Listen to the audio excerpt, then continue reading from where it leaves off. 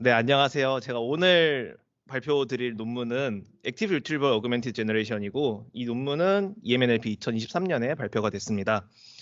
생각을 해보니까 우리 연구실에서 뭐 정보 검색이나 뭐 이제 Retrieval Augmented Generation이나 이런 쪽의 논문을 발표를 한 적이 없는 것 같아가지고 좀 레그 모델에 관련해가지고 좀 전반적으로 알려드리고 진행을 하도록 할게요.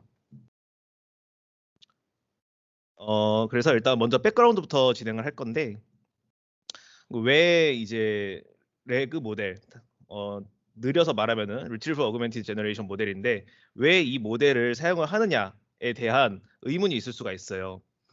이 예전 버트부터 시작된 이제 PLM 같은 경우에 놀리지 베이스로 되게 잘 작동을 하는데 이게 아무래도 사실관계와 함께 이제 플루언시나 그 문장 간의 좀 조화 이런 것들이 같이 학습이 되다 보니까 정말 사실적으로 정확한 콘텐츠를 만드는 데에는 한계가 있을 수밖에 없어요. 이게 이제 요즘 이제 많이 얘기가 되고 있는 할루시네이션의 문제라고 볼 수가 있고요. 그런데 이제 할루시네이션의 문제 같은 경우에는 사실 그 이제 되게 오래됐습니다. 이 왼쪽 이제 테이블을 보시면은 이게 바트 모델 나오고 조금 더 있다가 나온 논문인데 이제 티에리 앙리가 어떤 사람이냐라고 물어봤을 때 이게 77년에 그 태어난 축구 선수인데 바트 같은 경우에는 이제 31년에 태어났다. 뭐 이런 식으로 나오고 있거든요. 그리고 프랑스 사람임에도 뭐 잉글랜드의 유스팀에 소속이 돼 있었다 이런 식으로 나오고 있고요. 그래서 그 다른 익스터널 논리지를 사용하지 않은 PLM 같은 경우에는 이 인터널 논리지만 사용을 했을 때는 좀 팩트에 포커스된 태스크를 사용하는데 좀 한계가 있을 수밖에 없다 이렇게 말씀드릴 수가 있을 것 같아요.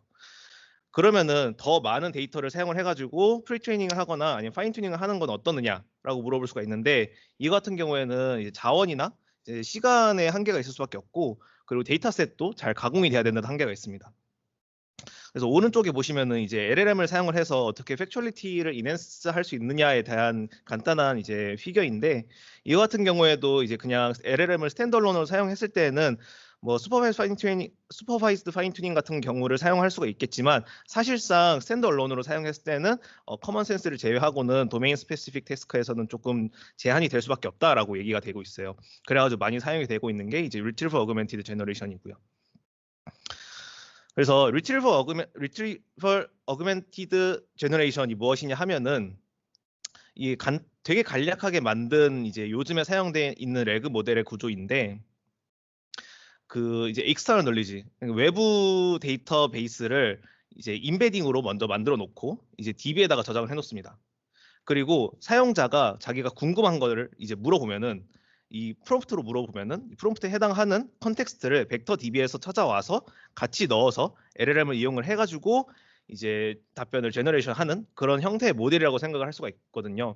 이게 당연히 이제 처음에 나올 때부터 이런 식의 모델이었던 건 아니고 이제 되게 간략화돼가지고 요즘에 이런 식으로 사용이 되고 있는 건데 왜 레그 모델이 좋느냐라고 하면은 당연히 이제 앞에서 말씀드렸던 팩츄얼리티에 집중을 한 트러스트워디네스 같은 이유도 있겠지만 그 이제 데이터가 요즘 같은 경우에는 너무나도 많이 방대하게 하루가 멀다 하고 늘어나기 때문에 이런 데이터들을 서치를 하는 데에는 그 이제 뭐 일반적인 PLM 같은 경우는 한계가 있을 수밖에 없어요. 그런 PLM 같은 경우에는 그 최신 데이터들을 더 학습을 시켜야 되기도 하고 그런데 이제 레그 같은 경우에는 새로 추가된 이제 데이터 같은 것들을 바로 이제 인베딩으로 넣으면은 따로 더 추가적인 학습이 없이도 이 최신의 데이터들을 바로 일치할 수 있다 보니까 이런 데에서 좀 장점이 있고요. 그래서 이제 업투데이트 데이터를 사용을 했을 때 이런 장점이 있음과 동시에 그리고 최신 모델을 더 학습을 시키지 않고도 바로바로 이제 적용할 수 있다는 장점이 있습니다. 그래서 그 이제 GPT API가 처음에 나왔을 때도 가장 먼저 접목이 됐었던 게 이런 이제 레그 모델을 이용한 QA라든가 아니면은 뭐 정보 검색이라든가 이런 쪽이라고 말씀드릴 수가 있을 것 같아요. 그러면은 이 레그 모델이 처음 제시가 된 논문을 좀 보시면 좋을 것 같아가지고 2020년 유립스에서 나온 논문을 가지고 왔습니다. 이게 이제 레그 모델이 처음으로 제시된 논문이고요.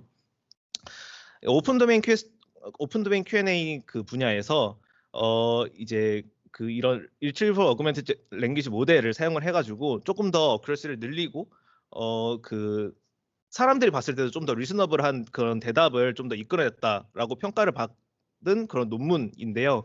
이 레그 모델 이전에는 이제 realm이라고 하는 약간의 좀 retrieval augmented 뭐 제너레이션 아니고 그냥 랭귀지 모델을 많이 사용을 했었는데, 이거 같은 경우에는 그 뒷단에 있는 이제 놀리지 베이스를 사용을 해서 이것들을 같이 학습을 시킨 그런 형태의 모델이라고 생각을 하시면 되겠습니다. 그런데 이제 레그 모델 같은 경우에는 이 그 T5와 같이 이 오픈 도메인 QA를 이제 텍스트 투 텍스트 어프로치로 재해석을 하는데 좀 장점이 있는 거죠. 그래서 그 이제 이 뒷단에 있는 게 이제 데이터베이스에서 끌고 오는 리트리버이고, 이 앞단에 있는 게 이제 데이터베이스에서 끌고 오는 리트리버고, 이 뒷단에 있는 게 리트리버에서 끌고 온 데이터들을 이용을 해서 답변을 제너레이트하는 그 제너레이터가 해당이 되는데, 이 리트리버 같은 경우에는 이제 많이 학습을 시키지 않는다 해가지고 넌 파라메트릭 모델이라고 여기서 일컬었어요. 실제로 이 데이터베이스를 인베딩으로 만드는 데는 버트의 CLS 토큰을 많이 사용을 했고요. 그리고 이 제너레이터 같은 경우에는 실제로는 바트를 사용을 했는데, 바트 같은 경우에는 그 정답하고 이제 예측한 답의 로스를 이용을 해서 학습을 하기 때문에 파라메트릭 모델이라고 일컬었습니다. 그래서 실제 모델 같은 경우에는 이 버트랑 그 쿼리하고 이제 데이터베이스를 인베딩을 하는 버트 모델하고 답변을 제너레이트하는 바트 모델이 이어져 있는 그런 구조라고 생각을 하시면 되겠고요. 그리고 이제 그 레그 모델 같은 경우에는 클로즈드북이나 오픈북 모두에서 소타 모델을 다 이제 갱신을 하는 그런 모습을 보여줬는데, 이제 좀 그 이제 짚고 넘어가야 될 것 같은 경우에는 이제 클로즈드북 이제 세팅 같은 경우에는 T5 모델 11빌리언짜리 되게 큰 모델을 사용을 했는데도 불구하고 이 T5 11빌리언 모델의 이제 인터널 널리지가 오픈 도메인 Q&A에는 좀 적합하지가 않았다. 그래서 이런 Q&A를 할 때에는 레그 모델이 좀 사용이 되는 게 좋겠다라는 거를 좀 짚고 넘어갈 수가 있겠습니다. 그래서 그 스트럭처 같은 경우는 앞에서 말씀드렸듯이 이제 데이터베이스에 있는 그 유관한 도큐멘트를 끌고 오는 리트리버하고 이 리트리브된 도큐멘트를 이용을 해서 답변을 생성하는 제너레이터, 이렇게 두 개로 구성이 돼 있어요. 이 리트리버 같은 경우에는 이제 K개 도큐멘트, 렐러펀트한 다큐멘트를 끌고 오는데, 이 K 같은 경우에는 하이퍼 파라미터로 세팅을 해줄 수가 있고요. 앞에서도 말씀드렸듯이 이 각각의 도큐멘트의 인베딩 같은 경우에는 버트 인베딩의 CLS 토큰을 사용을 했습니다. 이거의 이제 그 이론적인 배경 같은 경우에는 덴스 패시지 리트리버라고 하는 EMNLP 2020년 논문을 참고를 하시면 되겠습니다. 제너레이터 같은 경우에는 이 전체 답변, 그러니까 시퀀스를 한 번에 생성을 하거나 아니면 토큰 바이 토큰으로 생성을 하거나 이렇게 둘 중에 하나를 선택을 할 수가 있어요. 그래서 시퀀스 같은 경우에는 이 전체 생성할 시퀀스가 얼마나 리저너블한지 이 턱K에 해당하는 도큐멘트들 중에서 하나하나 이제 그 빔 서치로 보면서 어느 게 제일 리저너블한지를 찾아내게 됩니다. 그래서 하나의 그 문서 안에서 제일 리즈너블한 그런 답변을 뽑아 생성을 하게 되는 거고요. 그 이제 레그 토큰 같은 베리언트 같은 경우에는 이 토큰 바이 토큰으로 생성을 하는데, 이 이전에 있었던 토큰이랑 그 이전에 있었던 토큰들을 보고, 그리고 또 이제 그 리트리브한 도큐먼트들을 하나하나씩 참조를 하면서 이번에 만들 토큰은 이 도큐먼트에서 뽑아오는 게 좀 리즈너블하겠다, 이런 식으로 해가지고 여러 개의 그 도큐먼트에서 토큰들을 뽑아오는 그래서 생성을 하는 그런 형식이라고 보시면 되겠습니다. 이 이제 레그 시퀀스나 레그 토큰이나 이 둘 다 아직도 많이 사용이 되는 그런 형태라고 보시면 되겠어요. 자, 그러면은 앞에서 말씀드렸던 이 레그 가장 처음에 나왔던 모델 같은 경우에는 이게 전체 파이프라인으로 학습이 됩니다. 엔드-투-엔드로 학습이 되는데, 이제 제가 그 간단하게 설명을 드리기 위해서 리트리버는 학습이 안 된다고 얘기를 했는데, 정확히는 그 이제 벡터 DB를 구성하는, 그러니까 도큐멘트를 인베딩하는 버트 같은 경우에는 더 이상 추가 학습이 안 되지만, 쿼리를 인베딩하는 버트 모델 같은 경우에는 파인 튜닝이 들어가요. 제너레이터랑 같이. 그래서 그 전통적인 레그 모델 같은 경우에는 리트리버랑 제너레이터가 같이 다 학습이 되는데, 이게 지금 요즘 시대로 넘어오면은 이 LLM에서는 적용을 할 수가 없단 말이죠. 왜냐하면 이제 LLM이 제너레이터로 사용이 되는데 이제 클로소스 모델 같은 경우에는 아예 학습이 거의 불가능하다고 봐야 되고, 오픈 소스라 하더라도 이 컴퓨팅 리소스 때문에 그 이제 학습이 굉장히 힘들어집니다. 그래서 요즘에는 이제 리트리버를 어떻게 잘 학습을 시키느냐에 대한 그런 연구가 계속 이어지고 있어요. 이제 제가 이제 뒤에서 말씀드릴 연구도 그 연구 중에 하나인데 그거에 앞서서 이제 조금 더 쉬운 거를 가지고 왔습니다. 이거는 이제 리플러그라고 하는 이제 국내 이제 연구진이 발표를 한 논문인데요. 이것 역시도 리트리버 모델을 어떻게 잘 학습을 하느냐에 좀 초점이 맞춰져 있어요. 그래서 라이클리후드를 두 개를 계산을 하는데 리트리버 모델이 먼저 K개의 도큐멘트를 리트리브 했을 때 나오는 리트리버 라이클리후드를 계산을 하고 그리고 이 리트리브드 된 도큐멘트를 그 랭귀지 모델에 넣었을 때 그라운드 트루스하고 비교를 해서 얼마나 퍼플렉시티가 나오는가 이거를 계산하는 랭귀지 모델 라이클리후드가 있습니다. 이 두 개를 각각 계산해서 이 두 개의 이제 KL 다이버전스를 미니마이즈 하는 식으로 로스 펑션이 학습이 됩니다. 이런 식으로 해가지고 리트리버를 그리고 리트리버만 학습을 시키는 그런 식의 연구가 계속되고 있어요. 그리고 이제 뭐 연구 얘기는 이제 백그라운드에서 이 정도까지 하고 그 이제 리트리버 어그멘트 제너레이션에서 어떤 타입들이 있느냐를 좀 말씀드리고 싶은데 이제 한 번 쿼리를 넣어서 한 번 제너레이션 하는 싱글 타임, 싱글 홉 레그가 있는데 이거 같은 경우에는 그 인풋 프롬프트, 그러니까 내가 넣는 쿼리 x가 들어가고 이 x의 이 인풋 쿼리에 해당하는 relevant한 다큐멘트 dx가 들어갑니다. 이 랭귀지 모델에 들어가서 아웃풋 y가 나와요. 이 경우 같은 경우에는 굉장히 상세한 질문에 해당이 됩니다. 뭐 링컨이 몇 년도에 태어났나 이런 것들을 물어보면은 이런 것 같은 경우에는 충분히 이제 모델이 답변을 할 수 있을 정도로 정보가 충분하거든요. 링컨이랑 뭐 태어난 연도 이런 것들. 그렇기 때문에 추가적인 데이터가 이제 그 relevant한 도큐멘트 말고는 더 이상 필요하지가 않은 건데 이 두 번째 이제 액티브 레그 다시 말해서 멀티옵 레그 같은 경우에는 이 좀 더 이제 긴 답변을 생성을 해야 될 때 필요합니다. 왜냐면은 우리도 이제 긴 글을 쓸 때 그 글을 이제 쓰면은 그냥 마구잡이로 쓰면은 중간에 길을 잃잖아요. 그런 식으로 레그 모델 같은 경우에도 답변을 제너레이션 하면서 중간중간에 이게 내가 이거에 대해서 약간 언서튼한데 이거에 대해서 좀 더 찾아봐야겠다. 이런 식으로 그 이제 계속해서 그 리트리브를 하게 됩니다.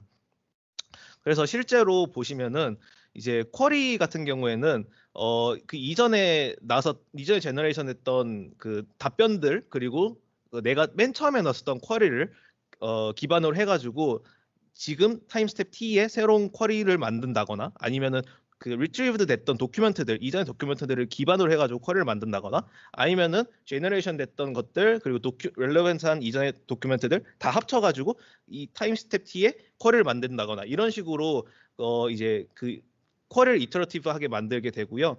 그리고 아웃풋 같은 경우에도 마찬가지로 뭐 이전에 있었던 도큐멘트들을 다 끌고 오는 경우도 있고 아니면 이전에 있었던 그 이제 제너레이션 된 그 답변들을 다 끌고 오는 경우도 있고 아니면 뭐 둘 중에 하나만 사용하는 경우도 있고 그런 식으로 사용이 됩니다.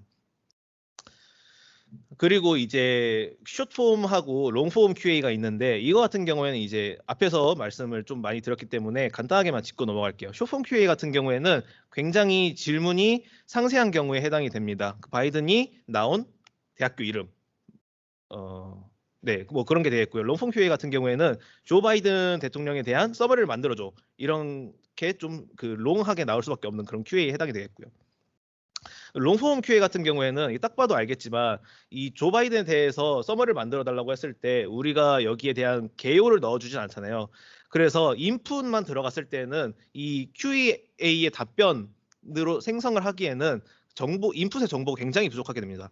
그래가지고 그 이제 쿼리랑 이제 렐러번트한 도큐멘트들을 이터러티브하게 계속해서 제너레이션하고 리트리브하고 제너레이션하고 리트리브하고 이런 식으로 진행이 돼요.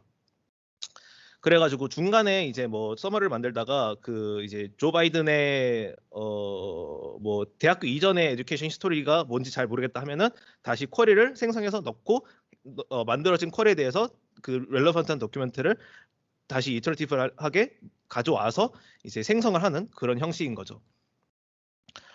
그 이전에 있었던 롱폼 QA 모델들 같은 경우에는 어떤 게 있었느냐 하면은 세 가지로 말씀드릴 수가 있을 것 같은데 이제 previous window가 있고 previous sentence가 있고 question decomposition이 있습니다. 프리비어스 윈도우 같은 경우에는 뭐냐면은 이전에 있었던 그 이제 윈도우 L계의 토큰들을 다시 쿼리로 넣어가지고 relevant한 도큐먼트들을 뽑아오고 그거를 이용해서 답변을 제너레이션 다음에 마지막 몇 개의 토큰들을 다시 넣어서 뭐 이제 계속 그런 식으로 이터러티브하게 가는 거고요. previous sentence 같은 경우에는 문장을 하나 생성하고 이 생성된 문장을 다시 쿼리로 넣어가지고 relevant한 다큐멘트를 뽑아오고 relevant한 다큐멘트에서 다음 문장을 생성을 하고 그 생성된 문장을 또 한 번 쿼리로 넣어서 다시 문장을 생성하는 이런 식이 되겠습니다. question decomposition 같은 경우에는 이게 정확히는 이제 멀티홉 QA로 분류를 하기는 좀 애매하긴 한데 이제 우리가 조 바이든의 서머리를 작성을 한다고 했을 때 이제 안에 무엇이 들어가야 될까를 이제 question decomposition이라고 생각을 하시면 돼요. 그래서 굉장히 어려운 질문을 여러 개의 서브 퀘스천으로 쪼개가지고 이 서브 퀘스천에 대해서 답변을 단 거를 한 번에 다 모아가지고 이제 QA를 하는 거라고 보시면 되겠습니다. 그런데 이 previous 윈도우 같은 경우에는 그 이전에 L계의 윈도우 토큰을 본다고 했었는데 이 L계의 윈도우 토큰이 다음 제너레이션을 할 때 이게 적합한지를 우리는 알 수가 없어요. 이 L계 토큰 같은 경우에도 하이퍼 파라미터로 설정을 하게 되거든요. 그래서 이게 조금 이 성능이 왔다 갔다 하는 이슈가 있고 previous sentence 같은 경우에도 previous 윈도우하고 거의 비슷한데 이게 앞으로 그러니까 LLM이 뭘 생성을 해야 되는지에 대해서 previous sentence가 정확한 답변을 정확한 클루를 제공하지 못하는 경우가 있습니다. 그래가지고 그 정확하거나 아니 유저가 원하는 그런 답변이 안 나오는 경우가 있고요. question decomposition 같은 경우에는 이게 그 약간 휴먼 어노테이션이 필요해요. 전부 다 휴먼 어노테이션이 들어가지 않지만 약간 이제 패턴을 만들어가지고 그 패턴 안에 들어가는 그 마스크들은 이제 자동으로 익스트랙트 한다고 하더라도 그 템플릿을 만드는 휴먼 어노테이션 작업이 필요합니다. 그래가지고 제너럴라이저빌리티가 많이 떨어지고요. 그래서 여기까지가 이제 백그라운드에 해당이 되고 이제는 이제 액티브 리트리버 어그멘트 제너레이션 본 논문에 대한 내용인데요. 이 논문을 그 한 장으로 표현을 하면은 이 장표와 같습니다. 이제 피겨는 이제 다음 장표에 나올 거고 그 이제 제가 계속해서 말씀드렸던 거는 레그 모델에서 제너레이션 모델로 LLM을 사용했을 때 결국에 우리가 학습을 시킬 수 있는 거는 리트리버 모델밖에 없다고 했어요. 그럼 리트리버 모델을 잘 학습을 시켜야 되는데 그럼 리트리버 모델이 무엇을 리트리브 할 것이냐? 그리고 언제 리트리브 할 것이냐? 이게 가장 큰 문제거든요. 그 가장 큰 문제임에도 모두가 알고 있었음에도 그걸 이제 정확하게 짚지를 못했었던 거죠. 본 논문 같은 경우에는 무엇을 리트리브 할래라고 말한다면은 이전에 있었던 컨텍스트가 아니라 앞으로 나올 거를 리트리브 한다 이런 개념이에요. 이게 약간 상당히 좀 혼동스러울 수가 있는데 뒤에를 보시면은 조금 이해가 될 거고요. 그리고 언제 리트리브 할 거냐를 물어볼 건데 이제 이전에 있었던 그 모델들 같은 경우는 아까 보여드렸듯이 약간 좀 나이브하게 L계 윈도우 혹은 이전의 센텐스를 넣어가지고 리트리브를 했다면은 이번 모델 같은 경우에는 그 약간 템포러리하게 제너레이티드 된 센텐스 안에서 각각의 토큰의 프로버빌리티를 계산을 합니다. 그래서 이 프로버빌리티가 일정 threshold를 넘지 못하면은 이거는 모델이 uncertain한 거다라고 판단을 해가지고 이때 다시 retrieve를 하도록 그렇게 밀어 넣는 거죠. 그렇게 해가지고 무엇을 그리고 언제 리트리브 할 거냐에 대한 질문을 가지고 이제 레그 모델을 만든 거고요. 컨트리뷰션 같은 경우에는 이제 무엇과 언제 그리고 리트리브 할 거냐 이거가 가장 큰 컨트리뷰션이라고 볼 수가 있고 이거 같은 경우에는 따로 추가적인 학습이 필요하지가 않아요. 그래서 바로 어떤 그 LLM을 가져와도 바로 이제 인퍼런스 어플리커블 할 수가 있고요. 그리고 이제 여러 가지 멀티턴 레그 모델에 대해서도 좀 제너럴라이저빌리티가 있습니다. 이 모델 이제 얘기로 들어가야 되는데 잠시만요. 모델 같은 경우에는 이 아래 피겨를 좀 작긴 한데 아래 피겨를 참조를 하시면 될 것 같은데 전체 그 모델이 두 가지가 있어요. 이 플레어 인스트럭터가 있고 플레어 다이렉트가 있거든요. 플레어 인스트럭터 같은 경우에는 좀 클로즈 소스 모델 아예 이제 약간 진짜 파라미터 파인 튜닝조차도 안 되는 GPT API보다 더 이제 클로즈 소스 모델이라고 그거를 사용할 때 사용되는 구조라고 보시면 될 것 같고 플레어 다이렉트 같은 경우에는 조금 어느 정도 토큰 프로버빌리티를 보기 때문에 GPT API나 아니면 좀 오픈 소스 모델 이런 것들을 사용할 때 쓰는 그런 이제 구조라고 보시면 되는데 이 아래에서 보시면은 일단 처음에 인풋이 Generate a Summary about Joe Biden이 들어가면은 이 그 인풋에 대해서 먼저 이제 서치를 하고 정보들, 그러니까 렐러번트한 도큐먼트들을 가지고 옵니다. 그럼 렐러번트한 도큐먼트하고 인풋을 이용을 해가지고 그 템포러리한 센텐스 그 S1 해시 나오거든요. 이 이제 그 회색 이탈릭체로 돼 있는 이 조 바이든 어쩌고저쩌고 이게 나오고, 이거를 봤을 때 약간 좀 모델이 좀 언서튼하다 하면은 이 S1 해시 다시 이제 쿼리로 들어가게 되는 겁니다. 그래가지고 이 문장이 쿼리로 들어가서 렐러번트한 도큐먼트를 뽑아오게 되고 정확한 문장을 가지고 오게 되는 거죠. 근데 만약에 이 문장들 안에 있는 모든 토큰들이 다 probability가 어느 정도 threshold 이상이다. 그래서 가지고 이 랭귀지 모델이 만든 이 문장이 다 certain하다라고 판단이 되면은 이 문장을 그대로 이제 그 QA의 시퀀스 중 하나로 사용을 하게 됩니다. 그래가지고 첫 번째 문장은 바로 이 그 S1 햇은 바로 S1으로 들어가게 된 거고, S2 햇 같은 경우에는 중간에 이제 유니버시티 오브 펜실베니아가 틀렸다고 해요. 그 델라웨어 대학을 나왔다고 해요. 그래가지고 유니버시티 오브 펜실베니아가 약간 언서튼하다라고 생각을 해가지고 다시 쿼리로 넣어서 정확한 이제 relevant한 도큐먼트를 뽑아와가지고 다시 문장을 생성을 해서 S2가 나온 이런 모습이라고 보시면 되겠습니다. 이런 스텝들이 계속 이제 이터러티브하게 계속되면서 멀티턴이 계속 되는 거고요. 그 구조 자체는 그 이제 두 개 베리언트가 있다고 했는데 구조 자체는 이거랑 거의 다 동일하다고 보시면 되고요. 그 두 번째 이제 문제는 이제 플레어 다이렉트에서 또 다시 이제 베리언트가 두 개가 나뉘어요.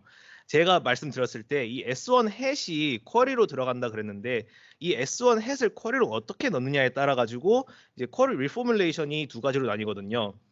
이 S1 햇의 정확히는 S1 햇은 정확한 거니까 S2 햇에서 약간 이 토큰들 중에서 probability가 좀 떨어지는 애들을 마스킹 해가지고 사용할 거냐, 아니면은 이 probability가 떨어지는 토큰들을 마스킹 해가지고 이 마스크된 토큰들을 이용을 해가지고 아예 새로운 쿼리를 만들 것이냐, 이런 식으로 좀 두 가지가 나뉘는데 그거는 이제 또 나중에 말씀드리도록 할게요.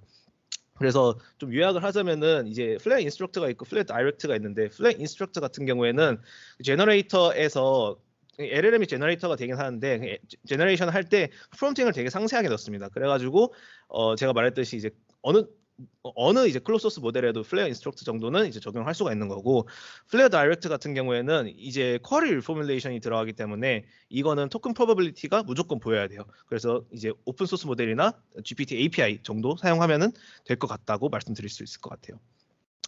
먼저 이제 플레어 인스트럭트, 다시 말해서 되게 그 프롬프트를 상세하게 주는 그 이제 파이프라인부터 가보면은 이 서치 쿼리라는 이 토큰을 사용을 하게 됩니다. 이거 같은 경우는 이제 툴포머에서 나온 이제 개념인데요. 툴포머에서는 이제 뭐 서치라든가 아니면은 뭐 어떤 API를 뭐 저기 실행해라 이런 것들을 이런 식의 토큰이나 아니면 다른 이제 그런 힌트를 통해 가지고 제시를 하게 되거든요.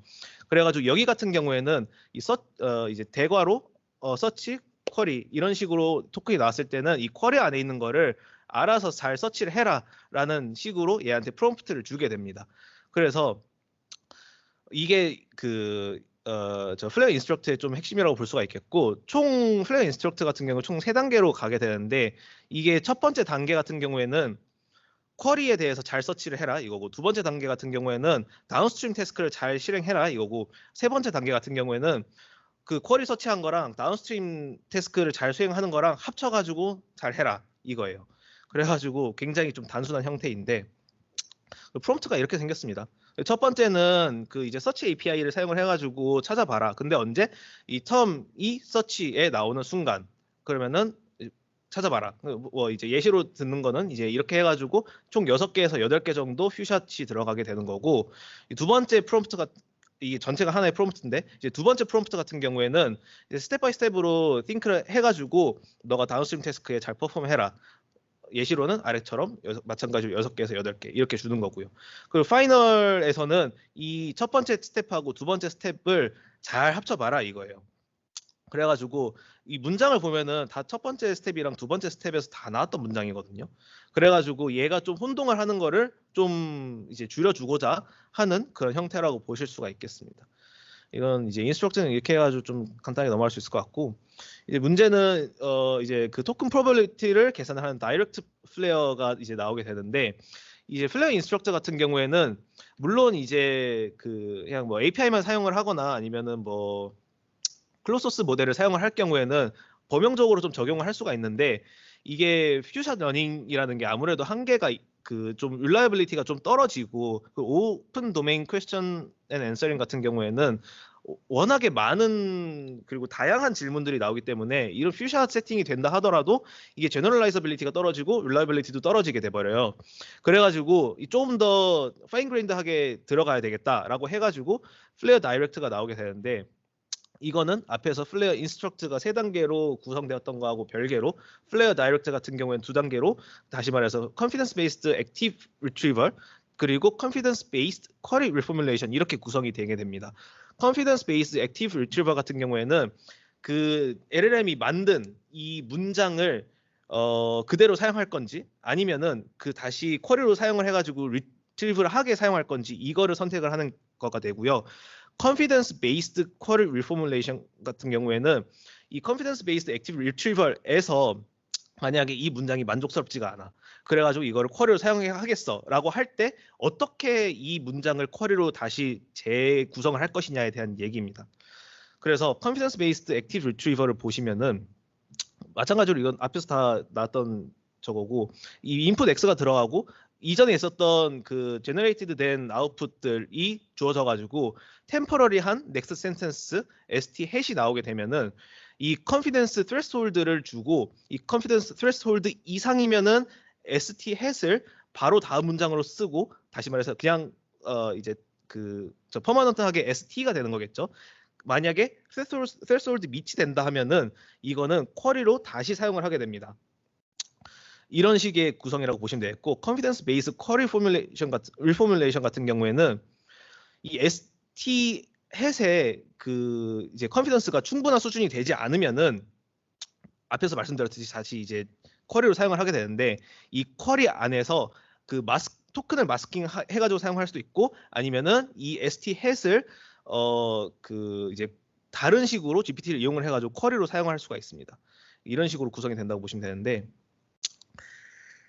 먼저 이제 컨피던스 베이스드 액티브 리트리벌 먼저 보시면은 이 세타 같은 경우에는 컨피던스 트레스홀드예요. 이거 같은 경우에는 그 해당 모델에서는 디폴트 값을 0.6으로 줬는데 다른 값으로 막 변동해가지고 실험을 많이 했습니다. 그래서 앞에서 말씀드렸듯이 이 컨피던스 이 ST 햇 안에 있는 모든 토큰들이 하나라도 이 threshold 세타를 넘지 못할 경우에는 이거는 받아들일 수가 없다라고 판단을 하게 되는 거고요. 모든 토큰들이, 이 문장 안에 있는 모든 토큰들이 컨피던스 threshold를 넘으면은 이거는 이제 앤서 중에 시퀀스 하나로 사용을 하게 된다, 이렇게 되는 겁니다. 그래가지고 뭐 이제 예시로 가지고 왔는데, 이제 2024년 현재 윤석열은 대한민국의 대통령이다라고 하면은 이게 우리가 봤을 때 무조건 맞는 말이고, 이 threshold 값을 당연히 다 넘을 거예요. 그렇기 때문에 이거는 그 앤서 중에 하나의 시퀀스로 그 사용이 되는 거고, 이 2024년 현재 윤석열은 대한민국의 검찰총장이다라고 하면은 이 검찰총장이다라고 하는 토큰이 threshold를 넘지 못할 가능성이 굉장히 큽니다. 그래가지고 이거는 답변으로 사용되지 못하고 쿼리 제너레이션에 사용이 되는 거예요. 다음 단계 나오는 컨피던스 베이스드 쿼리 리포뮬레이션이에요. 왜 안 넘어가지? 네. 네, 그래가지고 쿼리 리포뮬레이션 단계를 또 보면은 앞에서 말씀드렸듯이 이제 LM이 만든 문장 자체가 컨피던스 레벨이 넘지 못해가지고 마음에 안 드는 거죠. 그래가지고 이거를 이용을 해가지고 다시 유관돼 있는 정확한 정보를 가지고 오기 위한 relevant 도큐멘트를 가지고 오는 쿼리를 만드는 겁니다. 그런데 이게 보면은 이 LLM 쿼리로 넣는 게 LLM이 만든 문장이잖아요. 앞으로 나올 문장이잖아요. 이거는 그 이전에 있었던 컨텍스트를 보는 게 아니고 앞으로 나올 문장을 쿼리로 넣는다고 해가지고, 그래서 이제 그 포워드 루킹이라는 말이 붙은 거거든요. 그 이게 이전에 있었던 거하고 굉장히 다른 점이고, 여하간에 그래서 이제 쿼리로 이 마음에 들지 않는 로우 컨피던스의 문장 ST 햇을 이제 넣을 때 이거를 그대로 넣으면은 이제 에러가 그대로 계속 지속이 되기 때문에 이거 추가로 포스트 프로세싱을 해줘야 됩니다. 그래서 이거 앞에서 말씀드렸듯이 마스크를 해줄 수가 있고, 뭐 문장을 기반으로 해가지고 다시 제너레이션 할 수가 있는데, 이 마스킹 같은 경우에는 implicit query formulation이라고 여기서 칭해요. 이 토큰별로 이 컨피던스 threshold를 다시 또 설정을 해가지고 베타로 토큰의 컨피던스 레벨이 베타 이하면은 마스킹을 하고 일정 그러니까 토큰의 컨피던스 레벨이 그 threshold 이상이면은 그냥 살려놓습니다. 그래가지고 아래를 보시면은 이 검찰총장이다라는 단어가 이게 세타가 아니고 베타인데 이 베타보다 밑이 돼야 되니까 이 베타보다 이 검찰총장이다라는 토큰은 마스크가 될 거고요. 이런 식으로 진행이 되는 거거든요. 그래가지고 이 LLM에다가 이 문장을 다시 넣는 겁니다. 윤석열은 대한민국의 마스크이다. 그러면은 LLM이 이 마스크된 토큰 안에 들어가는 단어를 다시 이제 관련돼 있는 문서들을 리트리브 해가지고 다시 이제 답변을 내뱉는 겁니다. 그리고 이제 두 번째로 나오는 베리언트가 explicit query reformulation인데 이거 같은 경우에는 또 한번 이제 GPT를 이용을 하게 돼요. 그 이제 이 아래 보시면은 이제 컨피던스 레벨 베타보다 낮은 단어가 이제 그 검찰총장이다 이거인데 이 단어를 제거를 하고 이 다른 토큰들 그러니까 컨피던스 레벨이 높은 그런 토큰들 같은 높은 토큰들을 이용을 해가지고 다시 쿼리를 만듭니다. 조금 더 이제 랭귀지 모델이 알아듣기 쉽고 답변하기 쉬운 형태로 만드는 거죠. 그래가지고 이거 같은 경우는 그냥 GPT 3.5 터보를 이용을 했다고 해요. 왼편에 보시면은 이제 이 왼편에 이 주황색이 이제 implicit query 그러니까 이제 마스킹 한 거고 오른편에 이제 저 초록색이 이제 explicit query reformulation 다시 말해서 이제 GPT를 이용을 해가지고 문장을 쿼리를 다시 구성을 한 거다 이렇게 보시면 되겠습니다. 모델 자체는 여기까지고 이제 다음으로는 다 익스페리먼트인데 이게 그 베이스 라인 같은 경우에 그냥 다 GPT 3.5를 사용을 했습니다. 다른 뭐 프리트레인드 모델이나 이거를 사용을 하지 않고 이것만 사용을 했고 데이터셋 같은 경우에는 이제 4개를 사용을 했는데 이게 4개가 좀 다 방대한 그런 도메인을 가지고 있고 그 여러 가지 그 질문들이 있어가지고 좀 제너럴라이저빌리티를 확인하기가 좀 쉬웠다고 해요. 데이터베이스 같은 경우는 이제 위키피디아 덤프 사용했고 그 리트리버 같은 경우에는 그 BM25라고 하는 그 굉장히 좀 올드한 리트리버인데 2007년인가 나온 이거 같은 경우에는 좀 정확한 토큰을 뽑아낼 때 그러니까 상식이 아니라 뭔가 좀 전문 용어나 아니면 인명 같은 거를 뽑아낼 때 좀 BM25를 사용하면 좋습니다. 그래서 이 BM25라는 리트리버를 사용했고 만약에 이게 BM25를 사용해가지고 위키피디아에 뭐 나온 게 없다 하면은 빙 서치를 사용했다고 해요. 그리고 이제 relevant한 도큐먼트들을 이제 어떻게 나열을 했냐면은 도큐먼트 1, 2, 3 하고 이제 인풋 나오고 이런 식으로 배치를 했다고 합니다. 그래서 결과 같은 경우에는 당연히 다 이제 베이스라인들을 다 아웃퍼폼 했다고 합니다. 그래서 보시면은 이제 플레어가 가장 밑인데 이게 사실 그냥 플레어 인스트럭터가 아니고 플레어 다이렉트입니다. 플레어 다이렉트 기준으로 다 이제 리트리버리 아예 없는 거 그리고 멀티 홉이 아니라 싱글턴 리트리버 다 뭐 저기 했고 프리비어스 윈도우 앞에서 말씀드렸던 거 프리비어스 센텐스 이거 다 아웃퍼폼 했고요. 그리고 이제 오른편 같은 경우에는 그 이제 위키 멀티업 QA에 대해서 조금 더 상세하게 보여준 건데 그 이제 플레이어 다이렉트 같은 경우에는 다 다른 것들을 다 아웃퍼폼 했지만 플레이어 인스트럭터 같은 경우에는 그 퀘스천 디컴포지션을 넘지 못한 것들이 다 넘지 못했어요. 근데 이게 왜 그러냐면은 아까도 말씀드렸지만 워낙에 이제 오픈 도메인 QA가 양이 방대하고 도메인도 다양하다 보니까 이 인스트럭션을 통해 가지고 퓨처 프롬프팅을 준 것만으로는 이 랭귀지 모델이 충분히 학습을 하지 못했다 이렇게 얘기를 하고 있습니다. 그래가지고 이런 식으로 프롬프트 엔지니어링 할 때는 좀 어떤 태스크를 사용할 건지에 대해서 좀 각별하게 주의를 하시는 게 좋겠고요.